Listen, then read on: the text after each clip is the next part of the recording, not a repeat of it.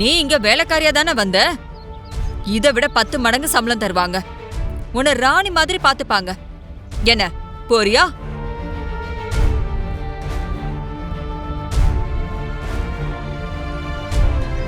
நீ போக மாட்ட. உனக்கு இந்த வீட்லயே தான் இருந்தாகணும். ஏன்னா திரு இங்கதானே இருக்கான்.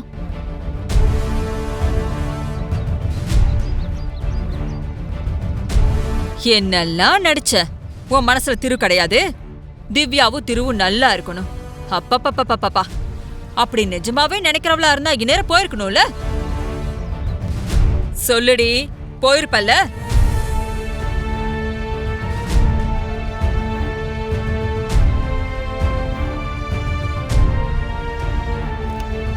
நான் போறேன்.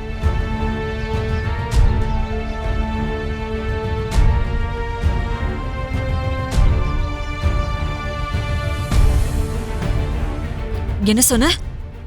திரும்ப சொல்லு. சொல்லு, திரும்ப சொல்லு. நீங்க சொல்ற ஊருக்கு நான் போறேன். நீ நிஜமாவா சொல்ற? நிஜமா தான் சொல்றேன். விளையாடாத. அமெரிக்காவுக்கு டிக்கெட் போட்டுருவேன். டிக்கெட் காசு சாதாரண காசு கிடையாது. என் சொந்த காசை போட்டு டிக்கெட் எடுத்து உனக்கு கொடுக்கறேன். ஆனா அதுக்கப்புறம் போக மாட்டேன்னு சொன்ன, அவ்வளவுதான், உனக்கு கொன்னுடுவேன் பாத்துக்கோ. இல்ல, நான் போறேன். ஆனா 5 நாள் மட்டும் டைம் கொடுங்க. கடவுளே, இந்த 5 நாளுக்குள்ள எல்லா பூஜையும் முடிச்சிடணும். அதுக்கு மட்டுமாவது இவங்க நேரம் கொடுக்கணும்.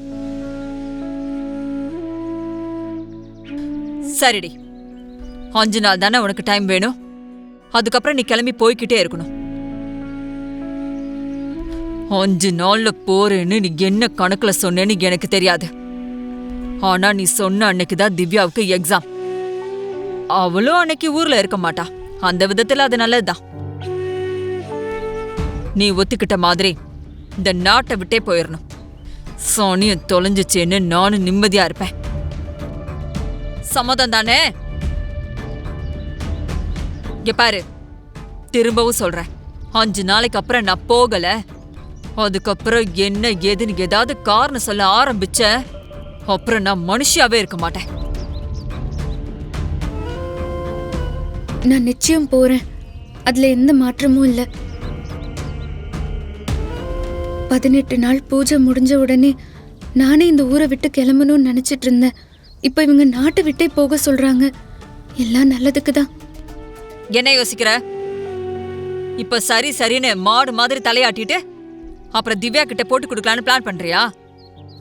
நான் அவங்க கிட்ட மட்டும் இல்ல, யார்கிட்டயும் சொல்ல மாட்டேன். வாக்கு கொடுத்திருக்க. அத மீறி ஏதாவது தகுடுத்தத்தை பண்ண பார்த்த, அப்புறம் இந்த காஞ்சனா பத்திரகாளியா மாறிடுவா பாத்துக்கோ. சரிங்க, இப்ப நான் கிளம்பலாமா? போ.